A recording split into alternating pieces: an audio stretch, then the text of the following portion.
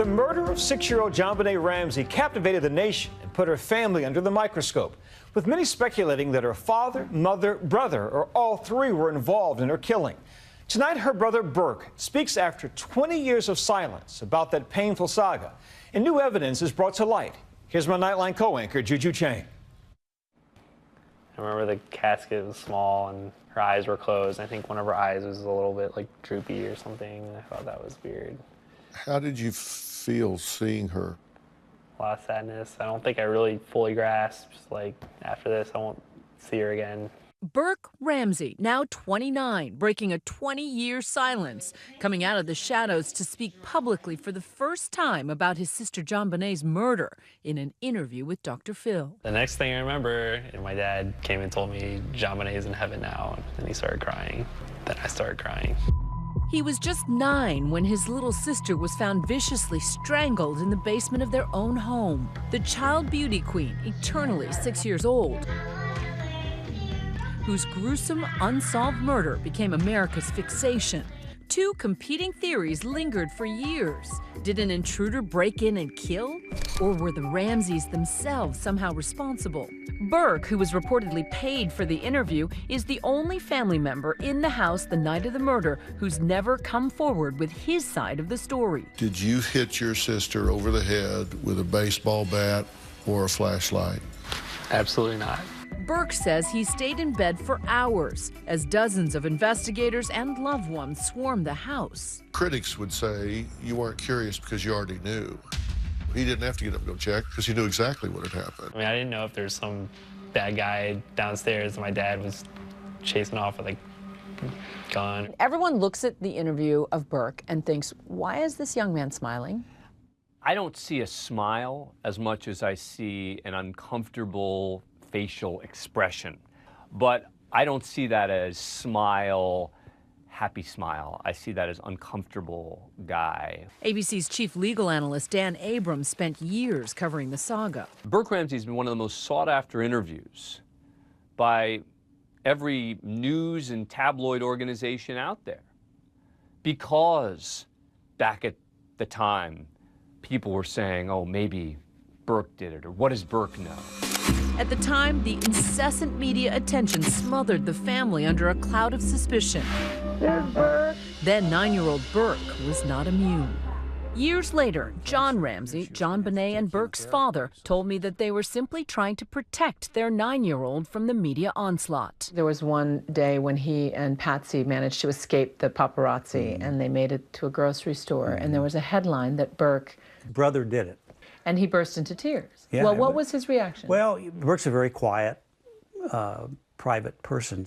We tried very hard to keep Burke's life normal, and that just was like a huge interruption to that. The mystery began the morning after Christmas 20 years ago with a horrifying ransom note left in the Ramsey home, demanding $118,000 in exchange for the safe return of their little girl. What's going on there, ma'am? We were kidnapped. Hurry, please explain to me what's going on, okay? There's a note left in our daughter's gun. But soon, John Ramsey, Jonbenet's father, found her lifeless body in the basement, a moment he told me about in 2012. When I found her, it was a rush of relief. And then, of course, within moments, I realized that she probably was dead.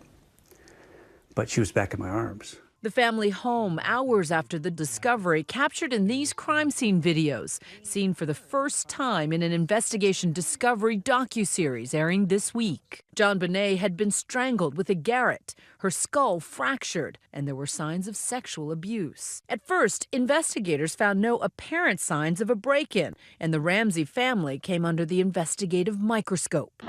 Burke, too, placed under the harsh lights of the interrogation room. When was the last time you saw Jonbenet alive?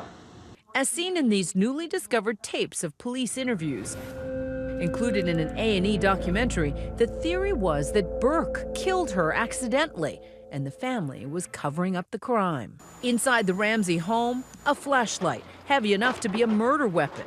The strangulation device made from the broken handle of Patsy's paintbrush.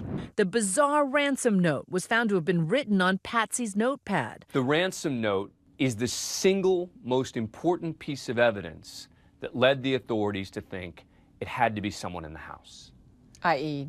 John and Patsy Ramsey. Because who else would have the time, they would say, to write that intricate note and practice it beforehand, other than someone trying to cover up a crime?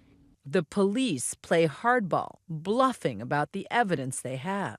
We have trace evidence that appears to link you to the death of Jonbenet. What would you tell me? But Patsy never wavered, always adamant about their innocence. Go back to the damn drawing board. I didn't do it. John Ramsey didn't do it, and we didn't have a clue of anybody who did do it. Outside the Ramseys' home, a constant crush of cameras. Looking back on it, it looks like madness. But at the time, we were so crushed by the loss of our child that it didn't matter. John and Patsy Ramsey were never charged with the crime, but were nonetheless skewered in the court of public opinion. This is the first time that you've sat for an extended interview. They eventually tried to set the record straight with Barbara Walters. Mr. Ramsey, did you kill Jonbenet? No, I did not. Mrs. Ramsey, did you kill your daughter? No, I did not kill my daughter. But if not the Ramseys, then who did it? Jonbenet was a pedophile's dream come true. Lou Smith, the late detective who was brought in by the Boulder District Attorney's Office to conduct an independent investigation, believed a sexual predator killed Jonbenet. I believe he brought her down to the farthest, deepest part of that basement and did very brutal things to her. Smith uncovered evidence that had reportedly been overlooked by the Boulder police. A broken window where the killer could have entered. A footprint. Marks on Jonbenet, indicative of a stun gun. That was a little parade in Charlevoix. When I spoke to John Ramsey in 2012, he had a lingering sense of regret. Child beauty pageants made him uncomfortable, and he told me if he had another chance, he wouldn't let Jonbenet compete publicly. Were you naive about letting her compete in pageants? Yeah, probably. Yeah.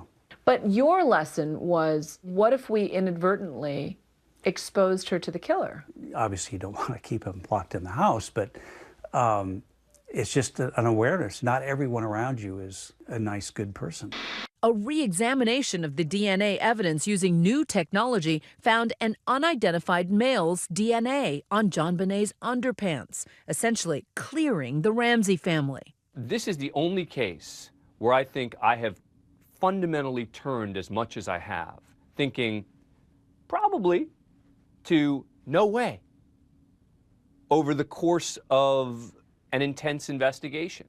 The new district attorney, Mary Lacey, took the extraordinary step of formally exonerating the Ramseys. But vindication didn't come soon enough for the Ramseys. Patsy died from ovarian cancer in 2006. Today, John is remarried and lives a quiet life in Michigan. I struggled a lot with forgiveness and what that meant. The first phase was, I can't forgive this creature. Let me get my hands on him. We won't need a trial. Well, no one would blame you for being angry and bitter. And I was for a time, absolutely. But you can't stay there, and because it's damaging to you as a person. It's a gift you give yourself, to let it go. As for Burke, he's now a software engineer and once again back in the headlines. It's sort of surprising that Burke gave up his anonymity. And I think in retrospect, it was probably a mistake.